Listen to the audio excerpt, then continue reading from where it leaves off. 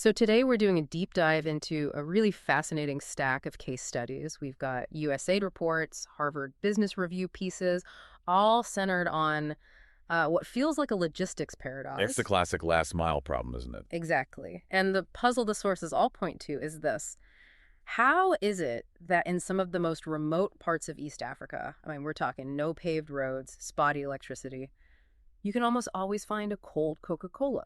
But you might not find basic life-saving medicine. Right. It's a really stark contrast. And the answer, which we're digging into, is an innovation called the Micro Distribution Center, or MDC. It's about how that model works, and maybe more importantly, how it's now being used to fix supply chains for things like healthcare and even finance. Okay, so let's set the scene. Wow. The data takes us back to Addis Ababa, Ethiopia, around 1999. The local Coca-Cola bottler was basically hitting a wall. A literal wall. They had these huge, efficient delivery trucks, which were great for highways, but totally useless once you got into these dense urban neighborhoods or down a rural dirt It path. just couldn't fit. Couldn't fit.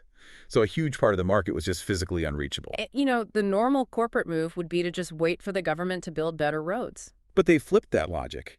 Instead of forcing the terrain to fit the truck, they made the transport fit the terrain. So they decentralized everything. They moved to what they call a hub and spoke model. The big truck drops off bulk inventory at these micro distribution centers. Think of them as small local warehouses. And the key here, all the sources emphasize this, is that they're locally owned. Yes, exactly. These aren't Coca-Cola employees.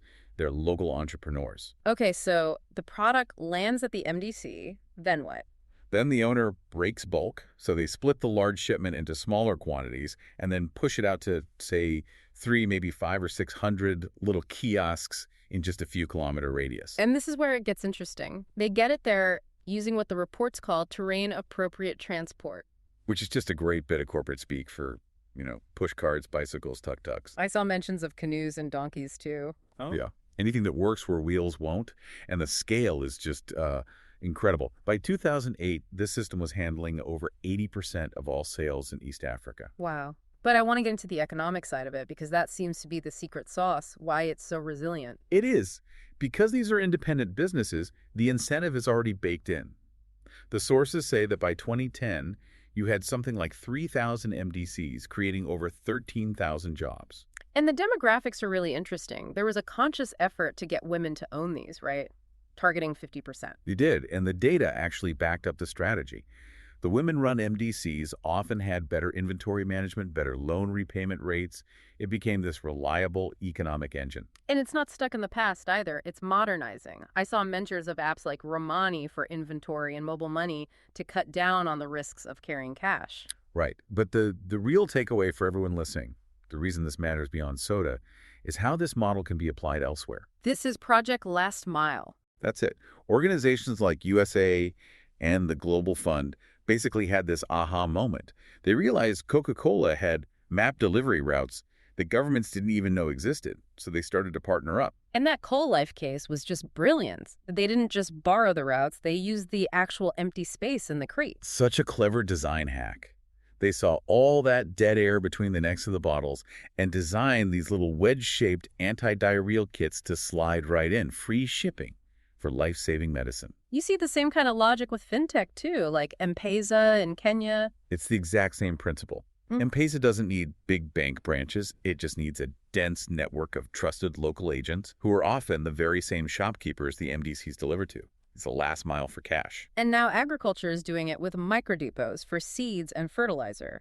It really makes you question that whole Silicon Valley mindset that every solution has to be some high-tech algorithm. Sometimes it isn't. Yeah. Sometimes the most scalable tech is just a person with a push cart who knows every single back alley. Which leaves us with a pretty provocative thought then.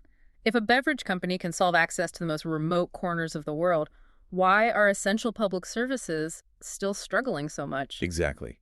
Maybe the answer isn't waiting for delivery drones. It's already there, on the ground. The infrastructure just doesn't look like we thought it would. Thank you for listening to Mission Possible, innovating for the world's most marginalized.